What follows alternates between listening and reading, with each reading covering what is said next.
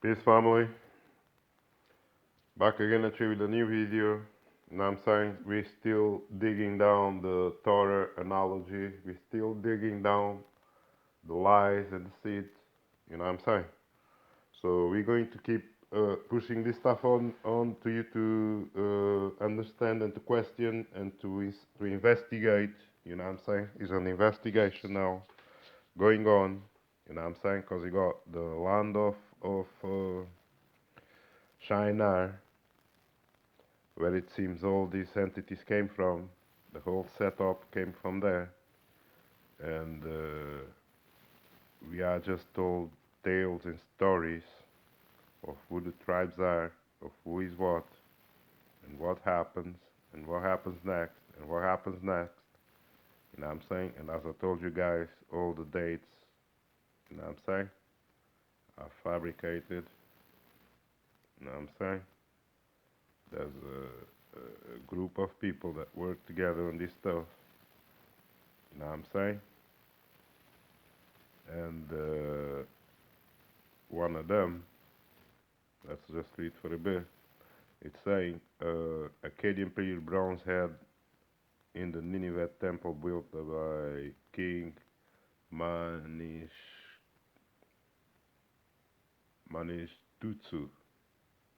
British Museum. The head may be depicting his father, Sargon of Akkad. Following the Great Flood, which destroys all the humanity except the family of Noah. Yeah. Genesis 10 represents the family tree in the form of a breached or segmented genealogy tracing the 70 male descendants of Noah, three sons, Japheth, Ham, and Shem. Many of the names of these descendants are names of nations, tribes, lands, and cities known to us from elsewhere in the Bible, from extra biblical sources: Yavan, Greece; Medea, Ashkenaz is not Germany, but perhaps the Scythians, a nomadic steppe people north of the Caspian Sea, Cush, Nubia, Mizraim, Egypt, Canaan, and so forth. Yeah? According to scholars, it refers to this chapter as the Table of Nations. You see that? Table of Nations. And this was going on, okay, way before the times we live in today. The Table of Nations was already running, what you call United Nations, all right? So that history that they tell us is so distant, but it's so similar. It can't be that distant. You know what I'm saying? And you have to understand that so-called flood of Noah was nothing but a reset. You know what I'm saying? Because these people did something and they took over since, and with all these 70 male descendants, it's all coded. You know what I'm saying? 70 is a code. And generally speaking, descendants of Japhet is another, Japhet is another mystery. That, okay, okay. Geographical, ethic, focus, and list accepted, blah, blah, blah, closing verse. I'm gone, hold on. Then they just straight jump to their fictions, stories of Nimrod building a tower that reaches to the sky, reaches to heavens, you know what I'm saying? As high as they can.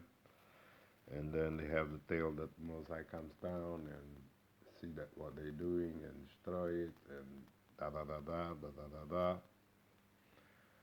It was a reset. It was a plan. It was a setup from the angels. You know what I'm saying? To have you in the rebellion mode from the beginning, from Genesis. They were teaching you this. Yeah? Genesis, what's this one? beginning to the mighty. Verse 8 tells us that Nimrod, the word means began, but he began to be mighty. Makes little sense in this context. The NRSV translates he was the first on earth to become a mighty warrior. See that? Suggesting a role for him similar to Jubal, or and Tubal, Cain. See that? You see that? Fathers of all herders, musicians, and metal workers in Genesis 4:20 to 22, namely the originators of these professions. See that? Musics and metal workers. See that? All back to Samaria. It can't be that far away, people. The idea that this being the founder of profession works even better. The opening next verse, which describes him as mighty hunter, perhaps making him the first hunter. You see that? All this hunting tradition where it comes from. See that? That's what I'm talking to you guys, man. They all do this hunting stuff. This Nimrod, mighty hunter before before Yahweh, you see that? Is never mentioned elsewhere in the Bible. The anecdote then shifts from describing Nimrod as hunter to king. See that? The anecdote shifts from describing Nimrod as a hunter into a king. See that? Nimrod's kingdom begins in southern Mesopotamia. You guys, man, look, man. You guys, this guy needs to be really investigate, this Nimrod guy, because I think this has to do with the reset right there. You know what I'm saying?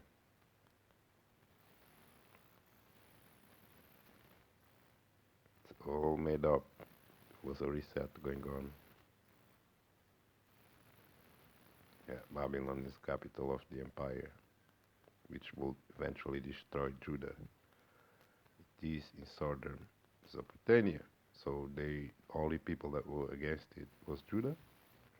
All right. Iraq is also mentioned only.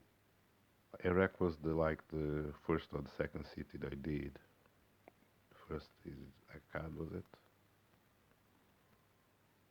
Sumerian Agade, which was capital of Sargonic dynasty empire, late 24th to early 21st centuries BCE.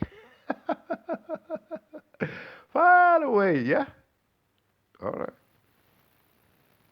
Location of Kalnek is a mystery. Are you kidding me? A city named Kalnek is mentioned in Amos 6:2, in Isaiah 10:9, and spelled Baba Kalno. This text, however, referred to a place in northern Syria rather than southern Mesopotamia. Alright, so it's all twisted. A tradition preserved in the Babylonian Talmud, Yoma 10a, identifies Kalnek with Nefer, Nephi, perhaps referring to Nippur, about halfway between Uruk and Babylon. This would work well here. In 1944, William Foxall Albright suggested that the empty vocalization should be amended to "and they were all." The verse will then read Babylon and Erech and Akkad, and they were all the land of Shinar. That's right. Many but not all scholars and translators have accepted this attractive image. That's right, because he was right. Since there is no agreed identification of count, you see that? Now they try to cover up that the whole thing was Babylon from damn scratch. of the reset. Know what I'm saying? So the whole story of Nimrod needs to be, really check it out. Yeah, because we know there's lies and more lies and all that. You know what I'm saying?